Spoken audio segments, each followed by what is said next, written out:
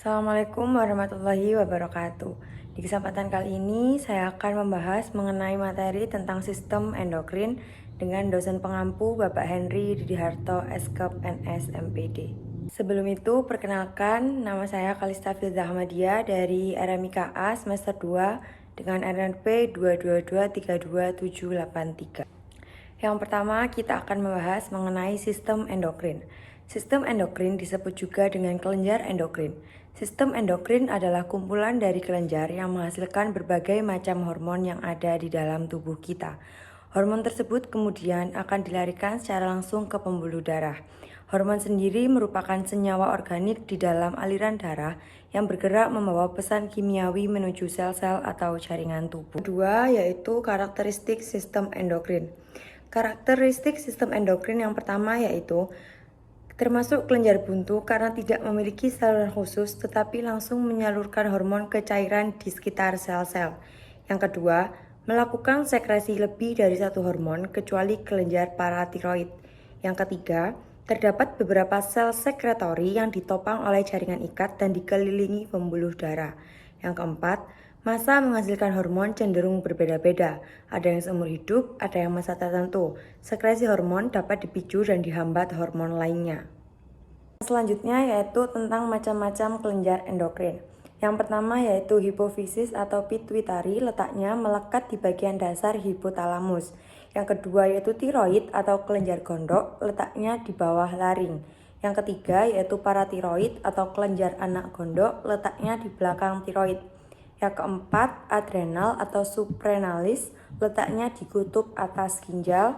Yang kelima, pankreas atau pulau-pulau Lahernas, letaknya di bawah lambung. Yang keenam yaitu gonad atau kelenjar reproduksi, letaknya pada wanita di ovarium di bawah perut dan pada pria di testis di buah zakar dalam skrotum. Dan yang ketujuh yaitu timus atau kacangan, letaknya di bagian posterior toraks di atas jantung. Pertama, kita akan membahas tentang kelenjar hipofisis atau pituitari. Kelenjar hipofisis merupakan kelenjar endokrin yang terbesar. Kelenjar ini disebut master of gland karena mempengaruhi aktivitas kelenjar yang lain. Kelenjar hipofisis terbagi menjadi 3 lobus dan masing-masingnya menghasilkan hormon yang berbeda-beda. Yaitu yang pertama ada lobus anterior menghasilkan hormon tiroksin atau TSH untuk merangsang kelenjar tiroid untuk memproduksi tiroksin. Yang kedua ada ACTH, yaitu merangsang korteks adrenal untuk memproduksi kortikosteroid. Dan yang ketiga ada FSH, yaitu untuk memacu perkembangan tubulus seminiferus dan spermatogenesis. Yang keempat yaitu ada LH untuk menstimulasi estrogen. Yang kelima ada ICSH untuk menstimulasi testis dalam menghasilkan testosteron. Dan yang keenam yaitu ada TH untuk menstimulasi sekresi air susu. Yang kedua yaitu ada lobus intermedia. Lobus intermedia menghasilkan hormon STH untuk merangsang tumbuhnya tulang dan MSH untuk mengatur penyuburan pigmen dalam perubahan warna kulit. Dan yang terakhir ada lobus posterior. Lobus posterior menghasilkan hormon oksitosin untuk merangsang kontraksi otot di uterus dan hormon ADH untuk mencegah pembentukan urin dalam jumlah banyak. Kedua yaitu kelenjar tiroid atau gondok. Kelenjar tiroid menghasilkan 3 hormon yaitu tiroksin dan tridotironin yang berfungsi dalam proses metabolisme, pertumbuhan fisik, perkembangan mental, kematangan seks, dan distribusi air dan garam dalam tubuh. Hormon yang kedua yaitu kalsitonin untuk menjaga keseimbangan kalsium dalam darah. Yang ketiga yaitu kelenjar paratiroid atau anak gondok. Kelenjar paratiroid hanya menyekresi satu hormon saja, yaitu hormon paratormon. Paratormon berfungsi mengendalikan kadar kalsium dalam darah. Kelainan pada kelenjar paratiroid salah satunya yaitu hipersekresi paratormon. Hipersekresi paratormon memicu pelepasan kalsium dari tulang ke darah, sehingga kadar kalsium darah menjadi tinggi, namun tulang menjadi rapuh. Dan selain itu, ada pula hiposekresi paratormon yang dapat mengakibatkan kadar kalsium dalam darah menurun, sehingga menyebabkan sensitivitas sel saraf semakin meningkat dan memicu kejang. Yang keempat yaitu kelenjar adrenal. Kelenjar adrenal terdiri atas dua bagian, yaitu bagian kulit atau korteks dan bagian dalam atau medula. Bagian korteks menghasilkan hormon korteks mineral yang berfungsi menyerap natrium darah dan mengatur reabsorpsi air pada ginjal.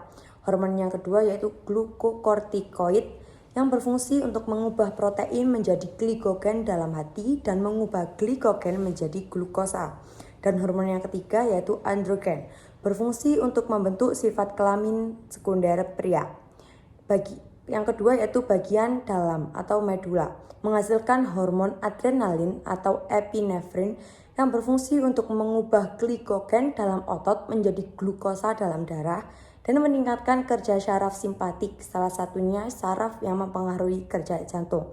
Dan hormon yang kedua yaitu noradrenalin atau norepinefrin yang berfungsi bekerja sama dengan hormon kortisol dalam adrenalin dan mengatur reaksi tubuh terhadap kondisi stres. Kelima yaitu kelenjar pankreas. Pada organ pankreas tersebar kelompok kecil sel-sel yang kaya akan pembuluh darah. Kelompok kecil sel-sel inilah yang disebut sebagai kelenjar pankreas atau pulau-pulau Langerhans. Kelenjar pankreas menghasilkan dua hormon yaitu insulin dan glukogen. Hormon insulin memiliki fungsi untuk mengubah gula darah glukosa menjadi gula otot atau glikogen di hati, sehingga kadar gula darah menurun. Sedangkan hormon glukogen mengubah glikogen menjadi glukosa, sehingga kadar gula dalam darah meningkat. Yang keenam yaitu kelenjar gonad atau kelamin. Kelenjar gonad dibedakan menjadi kelenjar gonad pada wanita dan kelenjar gonad pada pria.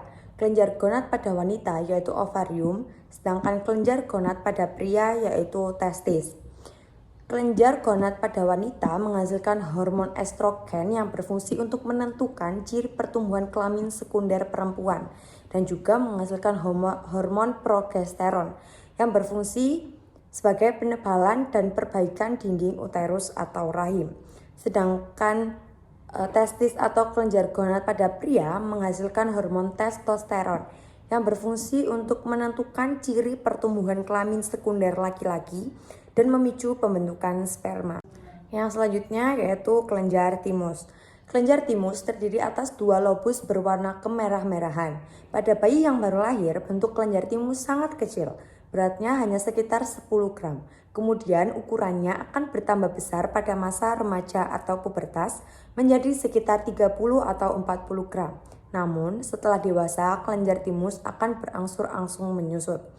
Hormon yang dihasilkan kelenjar timus yang pertama ada timopoietin dan timulun yang berfungsi sebagai proses perubahan sel T menjadi sel-sel spesifik. Dan hormon yang kedua yaitu timosin untuk menguatkan respon imun dengan menstimulasi pembentukan sel T. Selanjutnya penyebab gangguan endokrin. Gangguan endokrin biasanya dikelompokkan menjadi dua kategori. Yang pertama yaitu penyakit endokrin yang terjadi ketika kelenjar memproduksi terlalu banyak atau terlalu sedikit hormon endokrin. Kondisi ini disebut ketidakseimbangan hormon. Yang kedua yaitu penyakit endokrin karena perkembangan lesi dalam sistem endokrin yang bisa saja mempengaruhi kadar hormon. Sistem umpan balik endokrin dapat membantu mengontrol keseimbangan hormon dalam aliran darah. Jika tubuh memiliki terlalu banyak atau terlalu sedikit hormon tertentu, sistem umpan balik memberi sinyal pada kelenjar yang tepat untuk memperbaiki masalah tersebut. Ketidakseimbangan hormon dapat terjadi jika sistem umpan balik ini mengalami kesulitan menjaga tingkat hormon yang tepat dalam aliran darah, atau jika tubuh tidak mampu membersihkannya dari aliran darah. Itu jenis gangguan sistem endokrin. Yang pertama ada diabetes. Diabetes adalah jenis gangguan endokrin yang paling umum. Diabetes tipe 1 adalah penyakit autoimun di mana pankreas Anda berhenti memproduksi hormon insulin. Akibatnya, tubuh Anda tidak dapat mempertahankan jumlah kadar gula yang sesuai dalam aliran darah. Diabetes tipe 2 terjadi ketika tubuh Anda mengembangkan resistensi insulin. Akibatnya, insulin tidak dapat digunakan dengan baik. Yang kedua yaitu ada penyakit Addison. Penyakit Addison adalah kelainan endokrin yang berkembang ketika kelenjar adrenal Anda tidak melepaskan hormon kortisol dalam jumlah yang cukup. Ini disebut sebagai insufisiensi adrenal. Insufisiensi adrenal dapat terjadi bila ada masalah pada kelenjar adrenal. Bisa juga karena masalah dalam transfer informasi dari otak ke kelenjar adrenal yang memerintahkannya untuk memproduksi kortisol. Dalam beberapa kasus, insufisiensi adrenal juga melibatkan rendahnya produksi hormon aldosteron. Selanjutnya yaitu ada gigantisme. Gigantisme juga dikenal sebagai akromekali adalah sejenis kelainan hormon pertumbuhan. Itu terjadi ketika kelenjar hipofisis menghasilkan somatotropin atau hormon pertumbuhan dalam jumlah yang berlebihan. Akibat kelainan endokrin ini, bagian tubuh anak dan tulangnya tumbuh dengan cepat secara tidak normal. Ketebalan mereka juga terpengaruhi. Ada hipertiroidisme dan hipotiroid. Gangguan endokrin ini terjadi karena fungsi kelenjar tiroid yang tidak tepat. Hipertiroid adalah suatu kondisi di mana kelenjar ini menghasilkan tiroid dalam jumlah besar. Ini dapat menyebabkan berkeringat, gugup, penurunan berat badan, dan detak jantung yang cepat. Pada hipotiroid terjadi sebaliknya. Kelenjar tiroid menghasilkan hormon tiroid dalam jumlah yang tidak mencukupi. Hal ini menyebabkan sembelit, kelelahan, depresi, dan kulit kering. Selanjutnya yang terakhir yaitu ada sindrom ovarium polikistik atau PCOS. PCOS adalah kelainan hormonal yang terjadi pada wanita berusia antara 18 hingga 44 tahun. Ini mengganggu perkembangan dan pelepasan sel telur dari ovarium Anda. Ovarium juga dapat mengembangkan banyak folikel. PCOS adalah penyebab utama infertilitas pada wanita.